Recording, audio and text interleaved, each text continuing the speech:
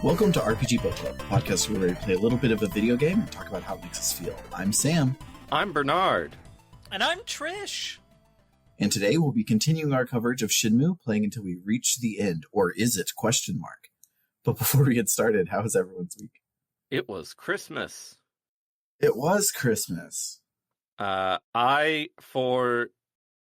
think I probably had seen this movie at some point, but I didn't grow up with it, and watching it was a new experience for me. So maybe I watched it like over a decade ago and forgot about it, but it feels weird to say I hadn't seen it. But I watched The Muppet Christmas Carol.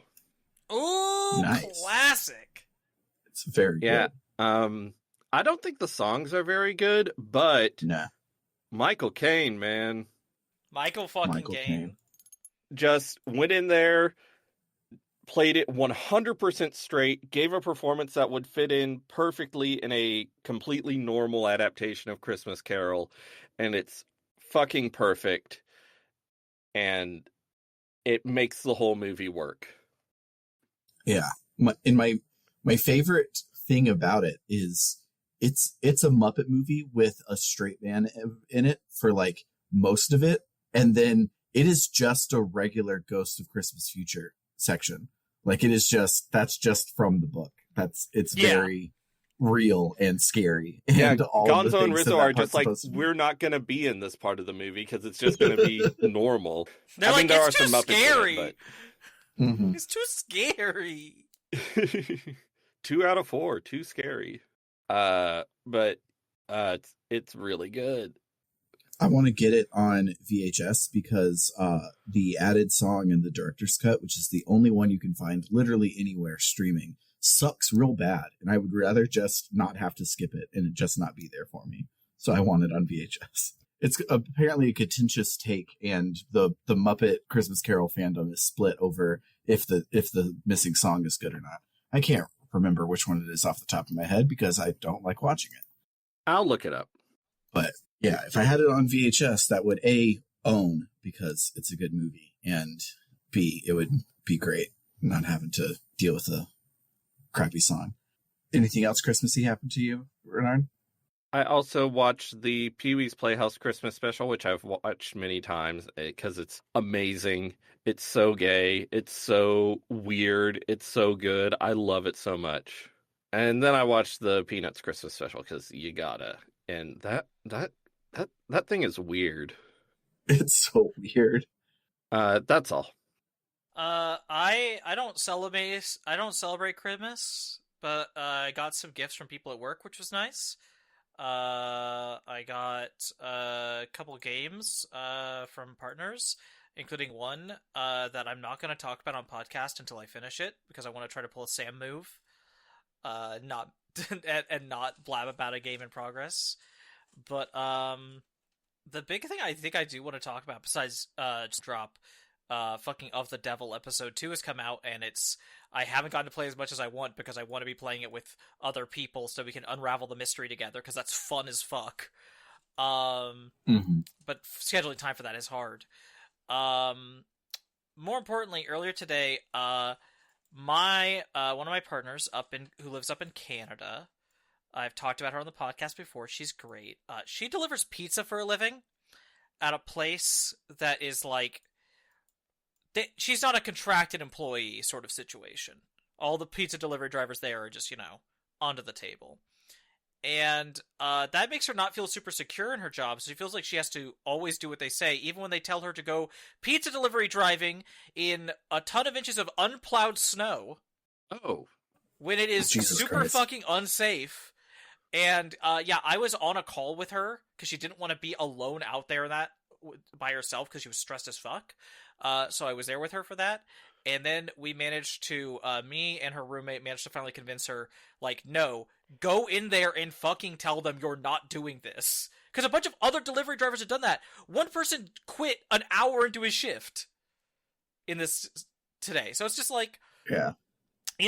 Like, you're not going to get fucking fired over this. And if they do, fuck them. Because you deserve better. Yeah. And so I was just wanting to burn Jesus. a building down a lot today. Any building in particular, or just like for fun.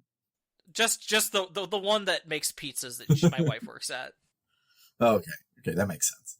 Other wife, one I live with, is currently over at her parents in Pennsylvania, and I miss her a lot. I keep posting that picture of the my wife missing poster. She's not actually gone anywhere. I'm just at work, and I miss her. Here's a picture of her. Nice. She's cute. Love it.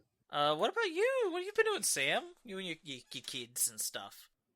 Yeah, so this was the first Christmas with two houses, and it went okay, pretty well. I actually was the first one up on Christmas Day, and so I was waiting for the kids to wake up so that they could let me into Summer's house. And so it was backwards of how it usually is, where the parents just want to sleep and the kids force them to wake up. But other than that, it was surprisingly fine.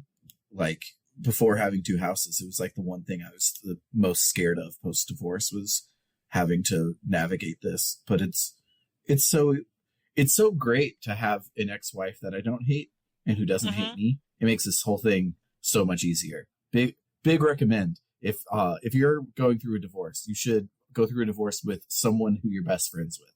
That's my hot tip. But I agree. It was especially awesome because I am stranded up here in Wisconsin, which the best food that they have in Wisconsin is cheese, and everything after that is bad. And Summer made chicken, sausage, shrimp, and crab gumbo. It was so fucking good. It was the most Southern hug I've had in a very, very long time. And it was to die for. And it was still hot when I had to leave on Christmas, so I couldn't take any home. But tomorrow we're swinging by and I'm grabbing some and eating more gumbo. And I'm very, very excited for that. But the main thing that happened over Christmas is a very long and interesting story. And it will be in the post show. It's not a story that happened to me. It is a something that happened to me. It's the story of a young woman and who was chosen by God to bear the savior of the world. But it starts with a gift that Summer gave me, and it ends with a $29 million civic project. So that'll be a fun story for the after Interesting. Show. But before we get to the after show, we have to do the preefter show. I think that's the word. So let's listen to some music. Just the show. Oh yeah, I think that's right. So let's listen to some music and talk about Shenmue.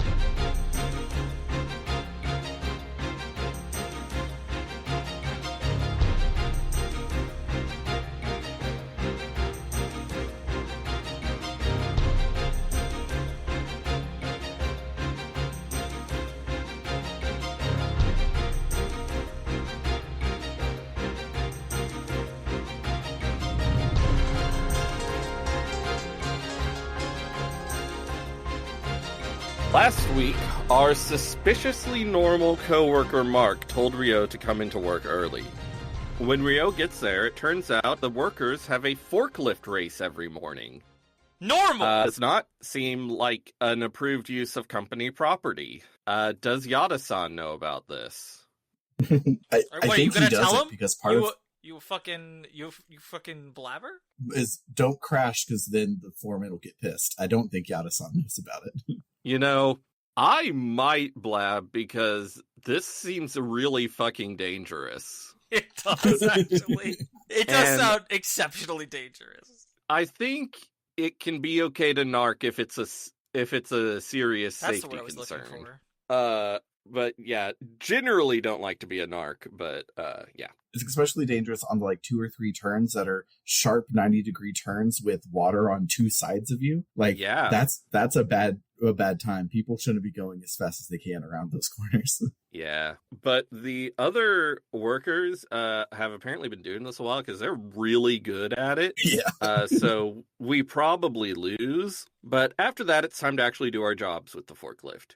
We have to actually do the job. The game doesn't cut out the job doing. No, because if they did, it wouldn't be Shenmue. Exactly. But I do have to say it's a pretty good gig. Your work quota is reasonable. You get an automatic raise if you exceed your work quota for just one day, and you get a 2-hour lunch. Okay, but the raise you get is like at 50 yen increments. Yeah, 50 yen per crate, and you're probably doing like 8 crates a day or 10 crates a day maybe. I haven't done the math, and also I don't know the inflation and conversion and everything, but yeah. But you do get that 2-hour lunch. On Ryo's first lunch break, he finds some punks roughing up Mark. Ryo steps in and beats them up, and most of this week is going to be, at least the first half of this week is going to be, there's some punks and Ryo beats them up. It truly, it's you do your job, and this guys are like, hey, what are you doing? You haven't paid the tax to do your job. Yep. It keeps happening. After the punks run off, Mark explains that they're mad angels, and they seem to think that he, Mark, is working for some guy named Chin, but he, Mark, does not know who that is. In the afternoon, some mad angels gang up on Ryo and insist they pay him some insurance money. So, of course, Ryo beats them up. They run off, and Ryo continues moving crates. That evening, we get a few scenes. We get a scene where Goro stresses how dangerous the Mad Angels are, and we get a scene where Guizhong teaches Ryo a fancy move because he says he would do the same thing in Ryo's position. And Ryo and Guizhong sort of have a bro moment. The next day, Ryo gets ambushed by some more punks during work. He beats them up. He interrogates one who tells Ryo where the Mad Angels hang out, at warehouse number 17. Ryo heads that way after work and runs into some Mad Angels hassling Mark again. Ryo beats them up again, and they run off again. Mark explains that he's been looking for his brother, even though he's probably been killed by the Mad Angels because he leaked some important information about a black market deal with a Chinese cartel. Ryo thinks it might be the Chiyo men, so he's gotta find out more. The next day, Nozomi and her friend Eri visit Ryo on his lunch break. This scene isn't particularly important, but I do like to note Nozomi's scenes because she's a good character and I want her to be in the game. Eri takes 2 Polaroid photos of Ryo and Nozomi, one where they're just sort of standing there and one where they look like a couple. Eri lets Ryo choose which one he'll keep, and I don't know if I'm supposed to take the couple photo to show Nozomi I care, or let her have it because she would like it. I don't know. Girls are confusing. Yeah, we are. But anyway, Nozomi says she's leaving for Canada because she has to say that in every scene she's in. It's like, yeah, I didn't forget that you're leaving for Canada soon. So this game is very densely written in a way that I really, really like. But a side effect of that is most of the scenes with Nozomi so far about her saying that she's going to Canada have been optional. Like, you can just completely blow past Christmas and not see any of them. So in every single one, she's like, Ryo, I have something to tell you. I'm going to Canada. He's like, oh, you're going to Canada? It's like, we've been through this multiple times. I feel like, to an extent, each time it feels like just, maybe this is me reading into it, but it feels like she's saying it with a little bit more urgency, like, yeah, they're really gonna be going to Canada soon. So it feels like it's progressing. It feels like her being like, hey, reminder, I'm going to Canada soon. So if you want to come by after school, I could probably get my mom to be out of the house. Like, are we gonna make out or not? Meanwhile, Ryo, I don't have time for that. I have to go find some sailors down by the docks. Yeah. I need to find someone who knows something about Chinese. Yep. Do you know any Chinese people? That night, Ryo continues snooping around the harbor looking for information about the Mad Angels. Charlie and some other punks ride up on motorcycles and try to intimidate him, but he does a crazy badass jumping kick to knock one off his bike and uses the bike to chase down the others. It's pretty great. After some QTEs, Ryo catches Charlie, only to find himself surrounded by Mad Angels. Charlie says they're totally gonna kill Ryo, but Ryo beats them up. Ryo grills Charlie on the Chiyo men. Charlie doesn't know much, just that there's some Chinese big shot who wears a green robe with a dragon on it. That must mean Landy is still here. The next day, Ryo gets ambushed by the Mad Angels during work again. He beats them up, but this time we don't actually do a fight, we do QTEs. And the blocking in this scene is actually pretty cool. Yeah. The fight scenes in this game are really neat. Yeah. One of the punks threatens Ryo's family and friends. That sounds bad. Good thing Ryo doesn't have any family left and doesn't seem to care about his friends. Later, Mark tells Ryo he's heard of a deal about to go down between the Mad Angels and the Chiyo men called the Longja. The next day, Ryo tracks down some Mad Angels and asks them about the Longja. They run off, and we have another QTE-filled chase scene. Ryo interrogates one of them, who says only the boss of the Mad Angels, a guy named Terry, knows when the Longja will happen. After work, Yada-san says a young man in a suit dropped off a message for Ryo. It just says the Mad Angels are after you, beware, and I'm like, yeah. It's from Guizhong, which prompts Ryo to go to Master Chen to see if he knows anything about the Longja. Master Chen and Guizhong are surprised that Ryo knows about the Longja, though they say that Landy is not actually involved with the deal itself. Terry, however, is acting as a guide for Landy to score points with the Chiyo men. It seems Master Chen's maybe gray market importing operation, I don't know, that's just sort of the vibe I get, is at odds with the Mad Angels and their black market dealings. They never say it's not a legit operation, but it's like... It feels like why would you be competing with a black market operation? I don't know. Something's weird about it. Why do you have these secret telephone code words and stuff? Master Chen refuses to say when the Longja will happen, but tells Ryo that if he's patient and heeds his counsel, no harm will come to him. Ryo agrees to back off for now. And here's where this week starts getting crazy. We are done with forklifts. Late that night, Ryo wakes up and goes outside to get some fresh air. When he returns, Ine-san asks if he was with Nozomi, because Nozomi's grandmother just called and said she hasn't come home. The phone rings and Ryo answers. Gollum from the Lord of the Rings says they have Nozomi and come to warehouse number 17. Ryo says, who is this? And I'm like, my dude, do you not recognize that voice? Right. That's Gollum from the Lord of the Rings, man. Except no substitutes. Nozomi calls out on the phone to Ryo and says not to come. It's a trap. Gollum from the Lord of the Rings says to be there by 4 a.m. or they'll make Nozomi cry. Now we have to find a way to the harbor. I knew what to do just from my vague memories of playing this game a very long time ago, but I'm curious if y'all had any clue what to do. I read the next paragraph because I didn't finish it. Oh, right. It's fair. You were busy with Christmas. Yes. I was using a guide, so I did know what to do. Fair, yeah. So, actually, the long play I watched showed Ryo going and being like, oh man, the buses aren't running, and then going to some bar and talking to the people there, and he mentions that he has a motorcycle license, and then the woman he's talking to is like, then you need to find a motorcycle. And he's like, huh. I'm like, oh my god, Ryo. So one of Ryo's neighbors has a motorcycle, which has been sitting outside the whole time, and we can see it passing by, so hopefully we've taken note of that. Because that would be a badass way to get to the harbor. Ryo's neighbor is totally chill about Ryo showing up and ringing his doorbell past midnight and asking to borrow his motorcycle and offering no explanation. The chillest fucking neighbor who's ever lived. Yeah. I wouldn't give my neighbor a ride to the grocery store. Well, I can't drive, so that's not a good... But, sorry, like 4 in the morning. He rings the buzzer and, the neighbor's wife, I guess, gets on. It's just like, oh, hi, Ryo, what's up? And I'm like, I would be asking, why are you here? Go home. But yeah, now we have a mini game where we have to drive to the harbor in under 2 minutes, and it's always 2 minutes, no matter how quickly you get the motorcycle. And it is actually pretty tough. I was gonna say, I hope you've been practicing Hang On at the arcade. It is really fucking hard. When I did, it took me a couple tries. It feels really good. It took me a couple tries, and when I did get it done, I got it by 6 seconds left on the clock. I think I got it on my second try, but it was less than a second left on the clock. Yeah, no, it's rough. But it's cool. The graphics are real good. As soon as Ryo arrives, he's surrounded by mad angels and has to beat them up. After that, he walks like 15 feet and has to beat up some more mad angels. Eventually, Ryo reaches Terry, the leader of the mad angels, the king of the harbor.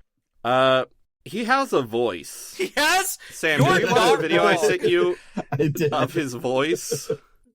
How would y'all describe this guy's voice? I can't.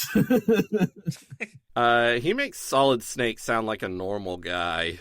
He makes Solid Snake sound like Mark. He sounds like someone who's been smoking cigarettes since he was 13 years old. There's no, like, living tissue in his throat. Yeah, it is a wild voice. So Terry's cronies bring Nozomi out and push her over to Ryo. Terry says Ryo can take Nozomi home on the condition that he beats up Guizhong and makes it so he can't walk. As long as Chen and Guizhong are around, Terry won't be able to gain full control of the Hong Kong route. Ryo agrees to these terms as long as Terry agrees to take him to Land D, and Terry's like, lol, okay. There's a long montage of Ryo and Nozomi riding the motorcycle back home while a cheesy vocal theme plays. It's pretty great. When that song came on, I was like, I'm here for this. I love it. It's a real cheesy song, but I love this montage. It's great. The next day, Yada-san calls Ryo into his office and fires him on account of all those gang fights he gets into on company time. Ryo's like, yeah, that's reasonable. Ryo goes to see Tom, who teaches him a cool tornado kick move, because apparently Tom knows that kind of thing. Tom throws a glass bottle up and kicks it out of the air while standing directly in front of Ryo, which seems dangerous. We're near the end of the game, and this is happening. I'm like, do I need to learn another move right now? I mean, we're gonna learn a new move immediately before the final boss fight. I know. But that was like, oh, here's a cool thing from, like, this was fucking Tom out of nowhere, just like, hey, dude, want to see something dope? And it was dope. But anyway, after all that, Tom reveals that he's going back to America tomorrow. Ryo thinks that sounds sudden, but Tom says he's been planning to leave for a while. They talk like they're best buds, and I'm like, I feel like if Ryo's one of your best friends, you should have told him earlier that you were leaving. Anyway, that night Ryo goes to a spot at the harbor that I guess the Mad Angels told him to go to at some point. I don't actually remember that happening, but he meets up with a Mad Angel there, and the Mad Angel is like, hey, Guizhong passes through here, and then he leaves. But whatever. Guizhong arrives, and Ryo's like, yo, I want to fight you. And Guizhong is like, okay. You say he's like, okay. He does argue a little at first, being like, excuse me, what? Why? What are we why? What? What am I fighting for? What am I fighting for? I would say it doesn't take too much convincing. True. He does get into it pretty easy. But as they grapple, Ryo tells him to pretend to lose, so Terry will take him to Land D. Guizhong is like, that's stupid. Eventually, they knock each other down at the same time. Terry shows up and is like, hell yeah, I'll kill both of them with this big steel pole with concrete on the end of it. But Ryo does a QTE to get them out of the way. Terry runs off, and now Ryo and Guizhong have to fight their way through 70, count 'em, 70 Mad Angels. So fucking many. Apart from a few mini-bosses throughout the fight, most of them go down in a couple of hits, but I think it still feels pretty cool. Oh, it feels so cool! You get a very strong feeling of, like, this is like the end of a martial arts movie, which is, it reminds me of in Kingdom Hearts 2, where you have to kill 1,000 Heartless. Like, most of them die in, like, a quarter of a hit, so it's not a big deal. But you also just killed 1,000 things in a video game, and that feels pretty fucking cool. And it's the same thing here, where they're not too hard, but 70 dudes 1v1 is pretty great. I mean, the entire Musou franchise is based on that. Mm-hmm. While fighting one of the mini-bosses, I found myself thinking, man, if I actually knew what I was doing, this combat would be extremely fun. Mm-hmm. Still had a fair amount of fun not knowing what I was doing. So Ryo and Guizhong corner Terry and beat him up. Ryo asks where Land D is, and Terry says Gollum from The Lord of the Rings already took him to the ship bound for Hong Kong. Ryo knocks Terry out. Ryo and Guizhong watch the sunrise, and Ryo wonders how he'll be able to pursue Land D. Guizhong says he'll ask Master Chen to arrange passage for Ryo. So, I don't remember exactly, but I think the in-game calendar just says this happens the next day, but that feels weird. So, but at some later date, maybe the next day, Ryo prepares to leave for Hong Kong. Fukusan gives Ryo some money from him and Ine-san. And I'm like, bro, Ryo already got scammed out of your entire life savings once. Don't give him more money. And fun fact, I started playing Shenmue 2 today, and the first thing that happens in that game is Ryo gets all his money stole. So, Ryo, why are you so gullible? Yeah. Yeah, he gets scammed out of his money, and I'm like, man, Fukusan, you shouldn't be giving Ryo so much money. I had this reference in my head, I think either last episode or the episode before, when we were talking about the way Fukusan just keeps giving him money. This is a fucking out of left field reference, and only probably parsable to fellow specific kinds of English majors.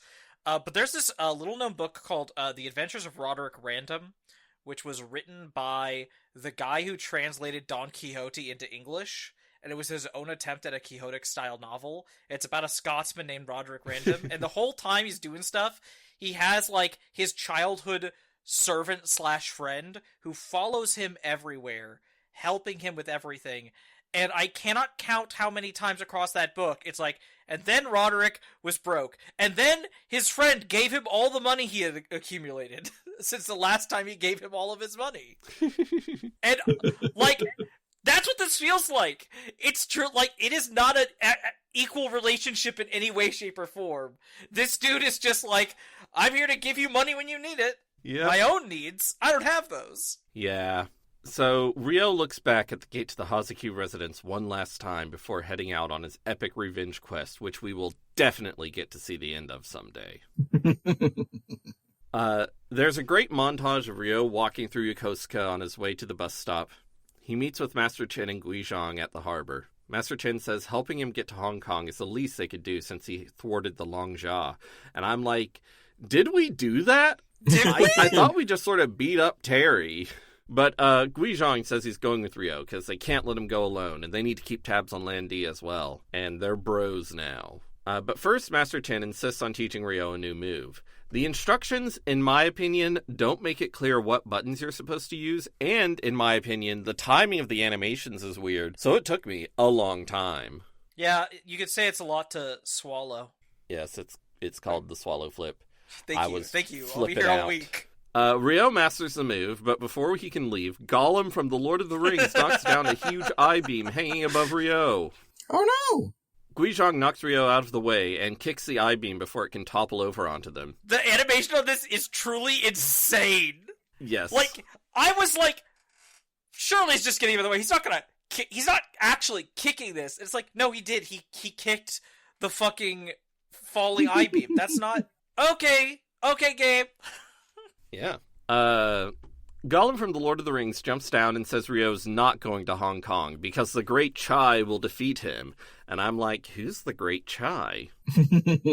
So Ryo fights Gollum from The Lord of the Rings. It's hard, but Ryo kicks his ass. After the fight, Ryo does some QTEs to knock Gollum from The Lord of the Rings into the water, never to be heard from again, especially not as soon as a side story manga bridging Shenmue 1 and Shenmue 2. Never. I'll go ahead and say there is a side story manga bridging Shenmue 1 and Shenmue 2. It's 4 extremely short stories, and one of them is Ryo running into Gollum on the boat, but it's so short, so it's just like, Gollum is like, I'm here! I have a hostage! And Ryo's like, no! Punch! And Gollum is defeated. That's like, it's the whole thing. It's so abrupt. Turns out Guizhong busted up his leg pretty bad when he kicked a giant steel I-beam full force. I'm sorry, when I think about an I-beam in motion the way it is in that scene, you don't kick that. You put your leg in its way. Like, if it's in motion and you're in motion, there's conflict, it's crushing you. You're not kicking it. That's not how physics works. Yeah, so, yeah, Guizhong probably should have just, like, rolled out of the way. Yeah. Probably, yeah. Yeah, so Now he is injured and can't travel to Hong Kong with Ryo. Master Chen is pretty chill about his son's shattered leg bones and tells Ryo that while he doesn't know where Zhu Yanda is, he has a letter of introduction for Ryo to get him in to see Tao Li Xiao, quote, one of Hong Kong's elder masters, unquote, who Master Chen knows can be trusted. Ryo thanks Master Chen and Guizhong for all their help. As he boards the ship, Ryo remembers a recent evening. He stumbled upon Nozomi praying at the shrine. She said she was making a wish for Ryo's safety on his suicidal revenge mission. She gave him an amulet to protect him.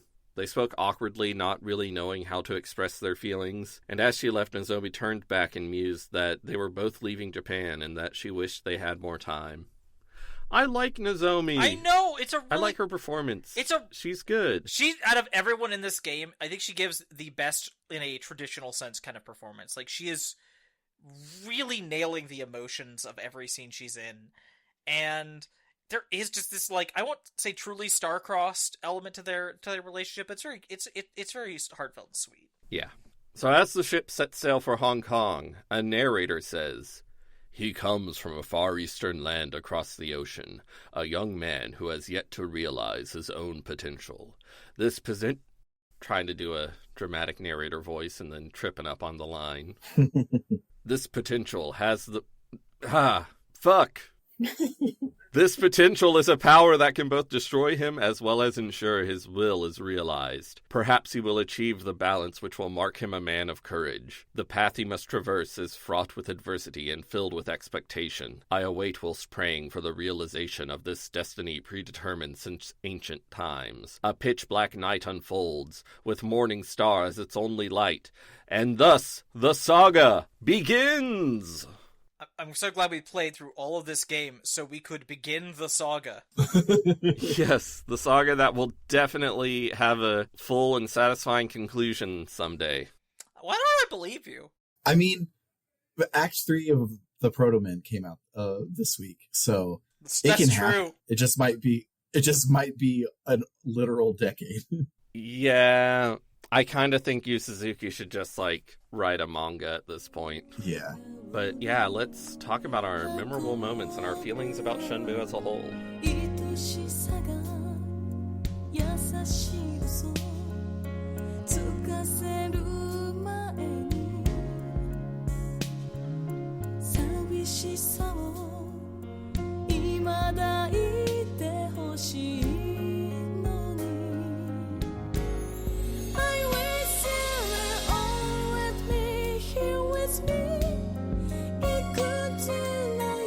Okay, so I did math. I found a site that had historical conversion rates for the Japanese yen to the US dollar, and I found out that you were getting around in today's dollars. Skipping all the math, today's dollars, you start at $5.42 per crate, and with your average quota of 8 crates, would be about $40 a day on average. With a 50 yen per day raise over 4 days is $9.02 a crate, which is $72 a day on average. With a 5-hour workday is about $14.4 an hour. But the max crates you can do each day is 20, which would get you $180 a day at $36 an hour. This is a extremely cushy entry-level job. Yeah, when you were first saying that, I was like, oh, that's rough. And then I was like, oh, wait, yeah, on the upper limit, that's a lot of fucking money. Thank you for doing that math. Yeah. And one of my Ben Moms, I don't have the exact quote because the Let's Play just summarized his thing, but there's a guy who says that this job, where he drives a forklift on a 5-hour workday with 2-hour lunch breaks and daily raises, is too hard, and he doesn't know how long he'll last. Which is, yeah. If you can't do this job, like, I'm doing this job for fun in my leisure time. If you can't do this job, I don't know what's the matter with you. Yeah, I remember there being people talking about, like, work at the harbor is so hard, and I'm like, I don't know, man. The forklift is doing the heavy lifting. Mm-hmm.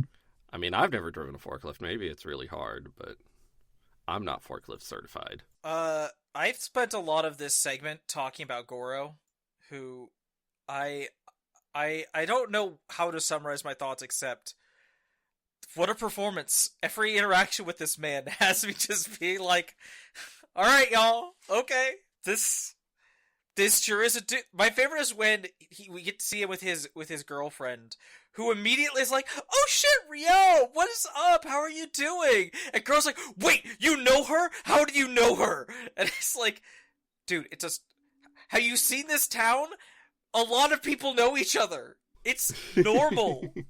And I love in that scene where they say they're getting married, Yes! and Rio is just repeatedly just like, him? Yeah, but Goro? So this is something that happened last week, but I think I forgot to talk about it. So I finished the kitten quest. Mm-hmm. I fed the kitten enough, and eventually it got better. Yeah. And then Megumi was like, "Hey, my mom says we can keep the kitten at home now." I guess she changed her mind on that.